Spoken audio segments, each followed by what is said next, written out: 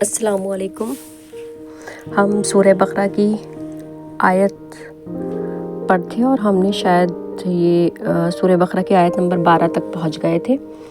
وَإِذَا قِيلَ لَهُمْ لَا تُفْسِدُوا فِي الْأَرْضِ قَالُوا إِنَّمَا نَحْنُ مُصْلِحُونَ أَلَا إِنَّهُمْ هُمُ الْمُفْسِدُونَ وَلَكِنْ لَا يَشْعُرُونَ۔ اور جب کہا گیا ان سے نہیں تم بگاڑ کرو زمین میں، انہوں نے کہا بے شک ہم اصلاح کر رہے ہیں۔ الا انہم هم المفسدون ولکن لا یشعرون، سن لو بے شک وہ بگاڑ کرنے والے ہیں لیکن شعور نہیں رکھتے۔ اور اب یہاں ہم آگے آئیں گے سورہ بقرہ کی آیت پر۔ وَإِذَا قِيلَ لَهُمْ آمِنُوا كَمَا آمَنَ النَّاسُ قَالُوا أَنُؤْمِنُ كَمَا آمَنَ السُّفَهَاءُ أَلَا إِنَّهُمْ هُمُ السُّفَهَاءُ وَلَكِنْ لَا يَعْلَمُونَ۔ اور جب کہا گیا ان سے ایمان لاؤ جیسا ایمان لائے انسان، انہوں نے کہا کیا ہم ایمان لائیں جیسا ایمان لائے بیوقوف۔ سفہا، یہاں سفہا کے میننگ ہے بیوقوف۔ کما آمن السفہا، جیسا ایمان لائے بیوقوف۔ الا انہم هم السفہاء ولکن لا یعلمون۔ دیکھیے یہاں جو الا ہے تو اس کے میننگ ہوتے ہیں سن رکھو سننے والوں، ایک جو ہوتی ہے ایک تاکید کی جاتی ہے بہت جیسے ایک اس طریقے سے کہ سن رکھو سننے والوں، بے شک وہ سب بیوقوف ہیں لیکن نہیں جانتے۔ الا انہم هم السفہاء ولکن لا یعلمون، سن رکھو سننے والوں بے شک وہ بیوقوف ہیں لیکن نہیں جانتے۔ وَإِذَا لَقُوا الَّذِينَ آمَنُوا كَمَا آمَنَّا وَإِذَا خَلَوْا إِلَىٰ شَيَاطِينِهِمْ قَالُوا إِنَّا مَعَكُمْ إِنَّمَا نَحْنُ مُسْتَهْزِئُونَ اللَّهُ يَسْتَهْزِئُ بِهِمْ وَيَمُدُّهُمْ فِي طُغْيَانِهِمْ يَعْمَهُونَ۔ اور جب وہ ملے ان سے وہ جو ایمان لائے، انہوں نے کہا ہم ایمان لائے، اور جب الگ ہوئے اپنے شیاطین کی طرف، انہوں نے کہا بے شک ہم تمہارے ساتھ ہیں، بے شک ہم مذاق کر رہے ہیں۔ اللہ مذاق کر رہا ہے ان کے ساتھ اور وہ ڈھیل دے رہا ہے ان کو، اپنی نافرمانی میں وہ اندھے ہو رہے ہیں۔ سورہ بقرہ کی آیت نمبر 15 تک آ گئے ہیں، 14-15۔ تو ہم نے یہاں اس کا میننگ اصلاح کا اور فساد کا ہم پڑھ چکے تھے کہ فساد کیا ہے اور اصلاح کیا ہے۔ دیکھیے وہ تو میں نے آپ کو بتا دیا تھا فساد اور اصلاح کے بارے میں، یہ سمجھنے کی کوشش کریے، یہ بہت ہی تشریح طلب آیات ہیں جو چل رہی ہیں سورہ بقرہ کی۔ میں یہ آیات کی تشریح اس لیے بھی زیادہ کر رہی ہوں کیونکہ جب آدم علیہ السلام تک ہم پہنچیں گے، جب ذکر آئے گا آدم اور بنی اسرائیل کا، تو بہت سی چیزیں آپ کی کلیئر ہو جائیں گی۔ دیکھیے میں نے شروع میں آپ کو بتایا تھا دین لفظ آیا ہے، لفظ کتاب آیا ہے، اس کا مفہوم جو ہے وہ قانون ہے۔ قانون کس کا؟ قانون ہے اللہ کا۔ اب دیکھیے اللہ کا قانون، عرض کے لیے بھی وہی قانون چلے گا، عرض کے لیے اللہ کا، اور سماوات کے لیے بھی وہی قانون رہے گا، یعنی آسمانوں پر بھی اس کا قانون ہے اور زمین پر بھی اس کا قانون چلے گا، اور وہ قانون ایک ہی ہے۔ جب انسان اپنا قانون خود بنا لیں تو نظام کیا ہوگا؟ ہر انسان اپنا قانون خود طے کرے، نظام کبھی صحیح ہو ہی نہیں سکتا، نظام بگڑے گا، فساد ہوگا، یہ دنیا کی زندگی جو ہے وہ جہنم کی مانند ہوگی۔ تو دیکھیے اب جیسے کائنات اپنے رب کی پابند ہے، ہم اس سے اگزامپل لیتے ہیں کہ آگ ہم جلانا چاہیں اور وہ یہ کہے کہ آج میں حرارت نہیں کروں گی، تو وہ نہیں، اس کے اندر تپش نہیں ہوگی، تو کیا فائدہ ہوگا اس کا؟ کوئی چیز ہم بنائیں اور وہ یہ کہے آگ کہ آج میری جو حرارت ہے وہ میں نہیں وہ کروں گی، وہ اپنے قانون سے ہٹے، تو کیا ایسا ہو سکتا ہے؟ آج تک ایسا ہوا ہے؟ سورج کو دیکھ لیے، چاند کو دیکھ لیے، تاروں کو دیکھ لیے، ان چیزوں کو غور کریے. اس کائنات میں تو اللہ کا قانون جاری اور ساری ہے، چل رہا ہے قانون اس کا، لیکن سماوات کا قانون اور ارض کا قانون یہ ہے کہ اس کا ایک قانون، اس نے جو ایک قانون دیا ہے اس پر ہم قائم نہیں ہیں، اور اللہ یہ چاہتا ہے اسی قانون کے تحت یہی قانون ارض پر بھی لاگو ہو، اس پر بھی وہی قانون چلے، لوگ اسی قانون کو کے ماتحت اپنی زندگی کو گزاریں تو زندگی سکون کی ہوگی. لیکن جب ہم اپنے قانون الگ کر لیتے ہیں، دیکھیے میں ایک لفظ آپ کو الہ کے بھی معنی یہاں بتاتی چلوں. الہ کہتے ہیں جس کے حکم کی تعمیل کی جائے. تو اب ہم اللہ کو مانتے ہیں، الہ کو مانتے ہیں، تو پھر ہمارے اوپر فرض ہو گیا کہ ہم اس کے حکم کی تعمیل کریں. کائنات میں جتنے چیزیں ہیں اس کے حکم کی تعمیل کر رہی ہیں، تو ہمارا فرض ہے کہ ہم عرض میں رہ کر اس کے عرض پہ رہ کر اس کے حکم کی تعمیل کریں. تو اس سے کیا ہوگا؟ عرض کی اصلاح ہوگی. اب ہم نے کر کیا دیا ہے کہ عرض کا الہ الگ اور سماوات کا الہ الگ، زندگی کے ہم نے حصے کر دیے. اب کہتے کیا ہیں؟ کہتے یہ ہیں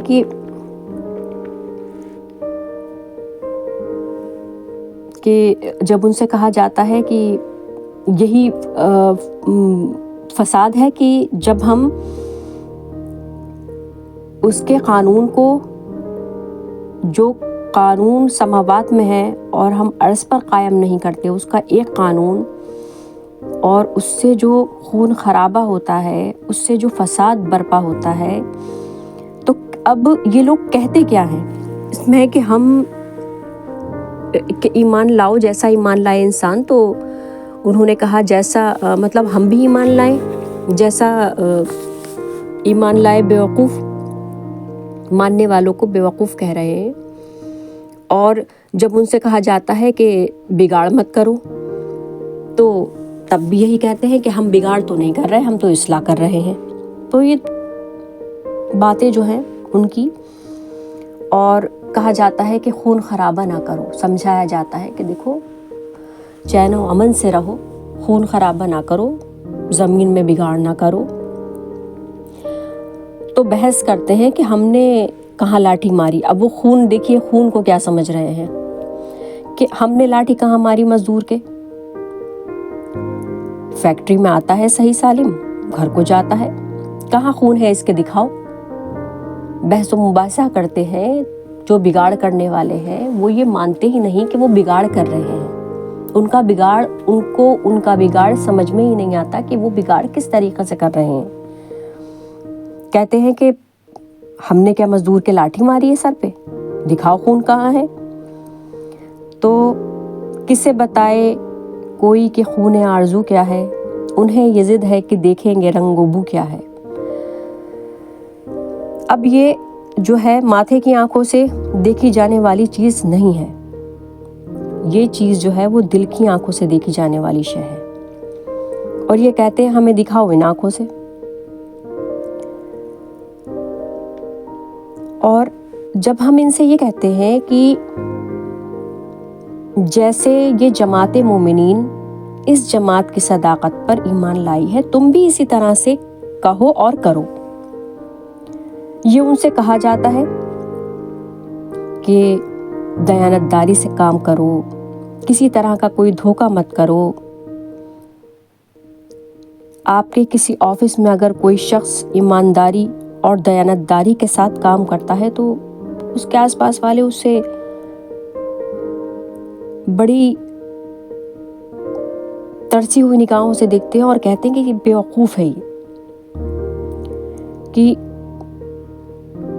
اپنے نفع اور نقصان کا اس کو ہوش ہی نہیں ہے، اس سے بڑا بیوقوف کون ہوگا۔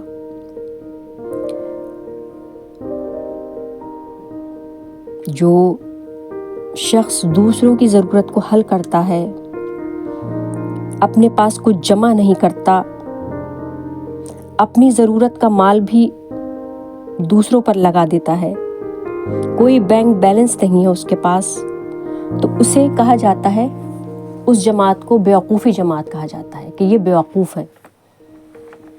ہم اس طریقے سے ہماری سوچ اب یہ ہو گئی ہے کہ ہم جو انسان اللہ کے قانون پر چلنا چاہتا ہے، صحیح قانون پر، تو اس کو ہم بیوقوف سمجھتے ہیں اور بیوقوف کہتے ہیں۔ وہ لوگ جو ایسا کرتے ہیں، جو دوسروں کو بیوقوف سمجھتے ہیں، تو اللہ نے کہا کہ جو شخص اپنے متعلق عقل و فکر سے کام نہیں لیتا، اصل میں وہ خود سفہا ہے۔ یہاں کہا گیا ان سے ایمان لاؤ جیسا ایمان لائے انسان، یعنی تم بھی ایسا کرو جیسا یہ جماعت کرتی ہے، یہ دوسروں کے کام آتی ہے، انسانیت کا مظاہرہ کرتی ہے، یہ تو ان کو بیوقوف کہتے ہیں کہ یہ تو اپنے بارے میں سوچتے ہی نہیں، اپنے لیے کچھ جمع ہی نہیں کرتے، سب لٹائے دیتے ہیں۔ تو کہا اللہ تعالیٰ نے کہ یہ عقل و فکر سے کام نہیں لیتے۔ جو لوگ عقل و فکر سے کام نہیں لیتے، قرآن میں انہیں سفہا کہا گیا ہے۔ غور کر لیے اس بات کو، سفہا کہتے ہیں جو اپنے متعلق عقل و فکر سے کام نہیں لے۔ بھائی قرآن کو سمجھنے کی کوئی ضرورت نہیں ہے، اس میں عقل لگانے کی کوئی ضرورت نہیں ہے۔ اور اللہ کیا کہہ رہا ہے، مطلب یعنی اللہ کی بات بالکل ہم نے الگ کر دی۔ ہم اپنا دیکھیے یہ ہوتا ہے اپنا قانون چلانا۔ کائنات میں سورج، چاند، تارے، پیڑ، پہاڑ، پرندے، ہر چیز اس کی تابعدار ہے، اس کے قانون کو فالو کر رہی ہے، صرف انسانوں کو چھوڑ کر۔ اور جو عقل کی بات کرتے ہیں ان سے یہ کہا جائے ارے بھائی یہ بہت عقل مند ہے، یہ تو قرآن کو بھی عقل سے سمجھتے ہیں، ان کی تو۔ اور اللہ کیا کہہ رہا ہے، اس شخص کو سفہا کہا ہے جو اپنے متعلق عقل و فکر سے کام نہیں لیتا۔ عقل و فکر سے کام نہ لینے والے جو ہیں وہ سفہا ہیں۔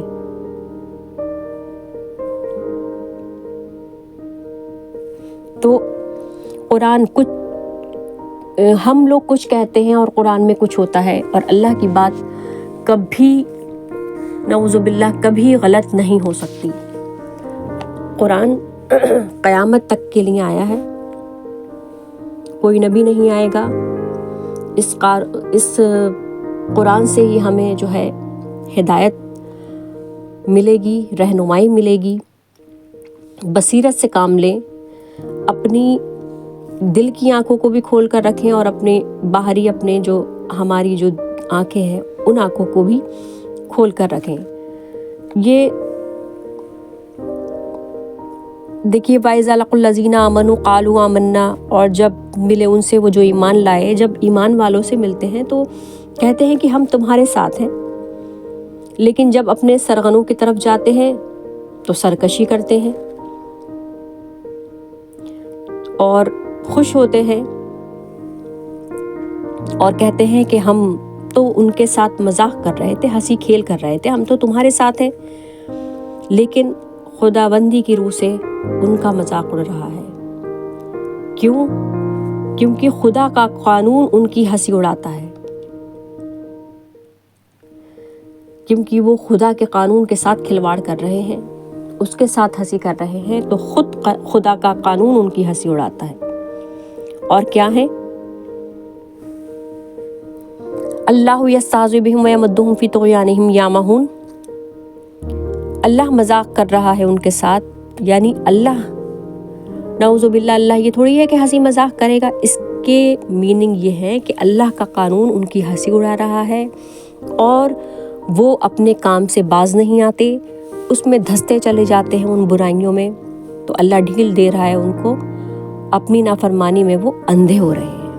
اب یہ تھوڑی ہے کہ آنکھیں پھوٹ گئی ان کی، انہیں دکھ نہیں رہا ہے، بصیرت کے اندھے ہیں، غلط راستے پر چل رہے ہیں اور چلتے چلتے چلے جاتے ہیں، چلتے چلے جاتے ہیں۔ دیکھیں جب کوئی انسان غلط راستے پر چلتا ہے اور چلتا چلا جاتا ہے تو وہ اپنی منزل سے، یاد رکھیے، اپنی منزل سے دور ہوتا جاتا ہے۔ یہی دین کے ساتھ ہوا ہے کہ ہم غلط راستوں پر چلتے رہے، ہم سے پہلے کسی نے بصیرت سے کام نہیں لیا، چلتے چلے گئے اور دین کی جو منزلیں قریب تھیں ان سے ہم دور ہوتے چلے گئے۔ جب کوئی ان سے کہتا ہے تو کہتے ہیں کہ ہم تو صحیح ہیں، اگر کوئی روکتا ہے تو اس کا مذاق اڑاتے ہیں۔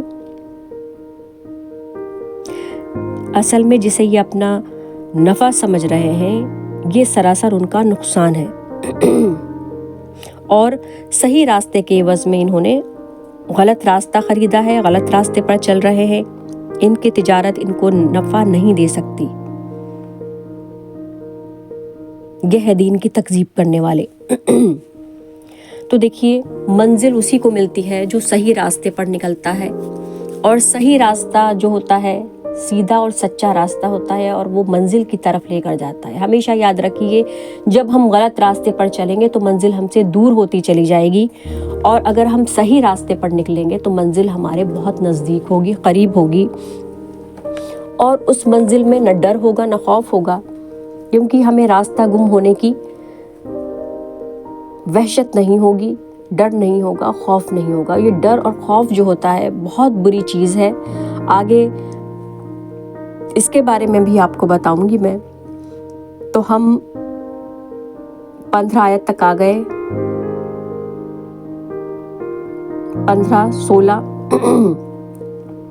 16 آیت تک ہم آ گئے، میں نے تشریح کی۔ یہی ہیں وہ جنہوں نے خرید لیا گمراہی کو ہدایت سے، تو نہیں فائدہ دیا ان کی تجارت نے اور نہیں وہ ہوئے ہدایت پانے والے۔ تو ہدایت دیکھیے رہنمائی تو اسی کی ہوگی، گائیڈ تو اسے ہی کیا جائے گا، جو صحیح راستے پر ہوگا وہ منزل تک پہنچے گا، جو غلط راستے پر ہوگا وہ اپنی منزل سے دور ہوتا چلا جائے گا۔